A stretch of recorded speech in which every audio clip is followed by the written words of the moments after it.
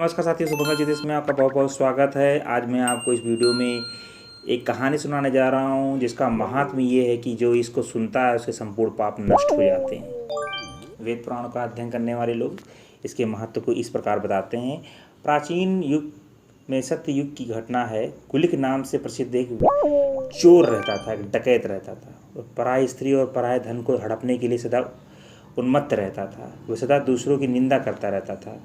जीव जंतुओं को भारी संकट में डालना उसका नित्य कार्य था। उसे बड़ा आनंद आता था उसमें। उसने सैकड़ों गौओं और ब्राह्मणों, हजारों ब्राह्मणों की हत्या की थी। व्याधों का सरदार गुलिक देव संपत्ति को हड़पने तथा दूसरों का धन लूटने के लिए सदा कमर कसे रहता था। उसका नाम गुलिक था, लुटेरे का। उसने बहुत से बड़े बड़े भारी पाप किए थे। जीव जंतुओं के लिए तो यमराज के समान था।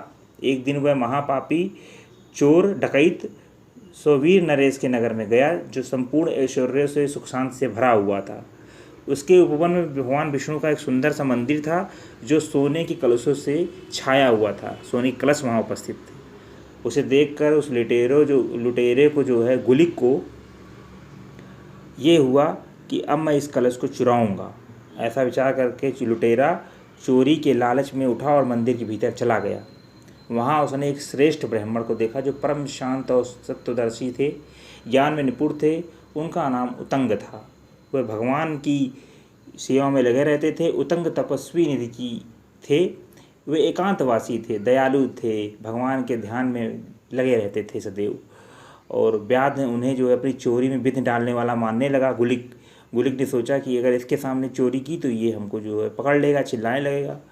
वह देवता का संपूर्ण धन हड़पने के लिए वहाँ पहुँचा था और बहुत साहसी लुटेरा था।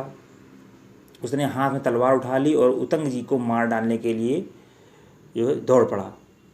मुनि को भूमि पर गिरा कर उनकी छाती पर एक पैर से दबाकर उसने एक हाथ से उनकी जटाएं पकड़ लीं और उन्हें मार डालने का विचार किया। इस अवस्था में उस लुटेरे को देखकर उतंग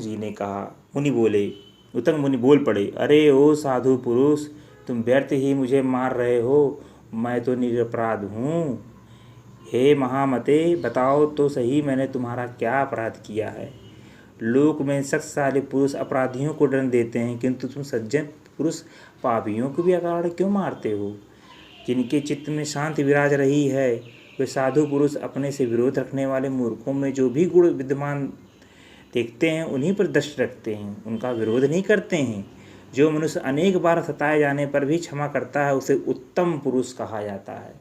जिनकी बुद्धि सदा दूसरों के हित में लगी हुई है, वे साधु पुरुष मृत्युकाल आने पर भी किसी से बैर नहीं करते। चंदन का वृक्ष काटे जाने पर भी कुठार की धार को सुगंधित ही करता है। मृग तृण से, मछलियाँ जल से तथा सज्जन पुरुष संतोष से जीवन निर्वाह करते हैं। परंतु संसार में क्रमशः 3 प्रकार के व्यक्ति इनके साथ भी अकारण बैर रखने वाले होते हैं। एक चोर, धीवर और चुगलखोर। साधु पुरुष माया बड़ी प्रबल है, वह समस्त जगत को मोह में डाल देती है। तभी लोग पुत्र, मित्र और स्त्री के लिए सबको दुखी रखते हैं।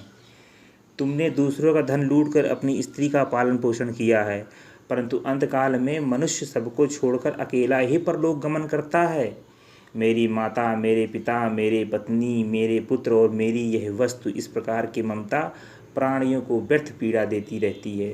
पुरुष जब तक धन कमाता है तभी तक भाई बंधु उससे संबंध रखते हैं, परंतु इहलोक और परलोक में केवल धर्म और अधर्म ही सदा उसके साथ रहते हैं। वहाँ दूसरा कोई उसका साथ नहीं देता। धर्म और अधर्म से कमाए हुए धन के द्वारा जिसने जिन लोगों का पालन पोषण किया है, वही मरने पर उसके आगे के सुख में मुख में झोंक कर स्वयं घी मिलाया हुआ अन्न खाते हैं। पापी मनुष्य की कामना रोज बढ़ती है और पुण्यात्मा पुरुषों की कामना प्रतिदिन क्षीण होती रहती है। लोग सदा धन आदि के उपार्जन में व्यर्थ ही व्याकुल रहते हैं। जो होने वाला है वह होकर ही रहता है और जो नहीं होने वाला है वह कभी नहीं होता। जिनकी बुद्धि में ऐसा निश्चय होता है उन्हें चिंता कभी नहीं सताती। यह संपूर्ण चराचर जगत देव के अधीन है, अतः देव ही जन्म और मृत्यु को जनता है, दूसरा नहीं। अहो, ममता से व्याकुल चित्त वाले मनुष्यों का दुख महान है, क्योंकि वे बड़े बड़े पाप करके भी दूसरों का यत्नपूर्वक पालन करते हैं। मनुष्य के कमाए हुए संपूर्ण धन को सदा सब भाई बंधु भोगते हैं, किंतु वह मूर्ख अपने पापों का फल स्वयं अकेला ही भोगता है। ऐसा कहते हुए महर्षि उत्तम को गुलिक ने छोड़ दिया।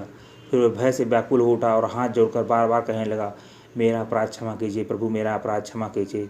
सत्संग से, प्रभाव से तथा भगवत ज्ञान से मेरे जैसे व्याध का सारा पाप नष्ट हो गया है। उसे अपनी करनी पर बड़ा पछतावा हुआ। गुलिक को अपनी करनी पर बड़ा पछतावा हुआ और वह इस प्रकार बोला, विप्र, हे ब्रह्मण देवता, मैंने बहुत बड़े बड़े पाप किए हैं, वे सब आपके दर्शन से नष्ट हो गए हैं। मेरी बुद्धि सदा पाप में लगी रहती है और मेरे शरीर भी सदा महापापों का ही आचरण करता है। अब मेरा उद्धार कैसे होगा? हे भगवान, मैं किसकी शरण में जाऊं? पूर्व जन्म में किए हुए पापों के कारण मेरा व्याध के कुल में जन्म हुआ है। अब इस जीवन में भी ढेर के ढेर पाप करके मैं किस गति को प्राप्त होऊंगा? हे प्रभु, मेरी आयु शीघ्रतापूर्वक नष्ट हो रही है। मैंने पापों के निवारण के लिए कोई प्रायश्चित नहीं किया है, अतः उन पापों का फल मैं कितने जन्म तक भोगूंगा? इस प्रकार अपनी निंदा करते हुए उस लुटेरे ने संताप की अग्नि से झुलस कर तुरंत प्राण त्याग दिए।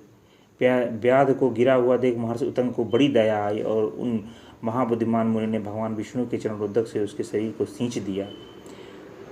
भगवान के चरणोदक का स्पर्श पाकर उसके पाप नष्ट हो गए और व्याध दिव्य शरीर से दिव्य विमान बैठ मुनि से इस प्रकार बोला। गुल बोल के अंतर्ध्यान हो गया और अपने जो है लोक को चला गया। तो इस प्रकार इस ज्ञान से प्राप्त शिक्षा प्राप्त हुई हमें कि जो है मंदिरों में, मैंने आपको पहले बताया था कि जो है साधु पुरुषों के सत्संग से और उनके सानिध्य से व्यक्ति को मोक्ष प्राप्त होता है। और इस वीडियो मैंने आपको बताया कि सब कुछ माया के वशीभूत है और यदि आप इनको पालने के लिए पाप करते हैं तो आपको पाप अकेले ही भोगना पड़ेगा, सुख तो सभी आपके साथ भोगते हैं। वीडियो देखने के लिए बहुत बहुत धन्यवाद। आशा करता हूँ कि भगवान विष्णु के भजन की ये महिमा जो है आपको अवश्य अच्छी लगी होगी। धन्यवाद। हरे कृष्णा।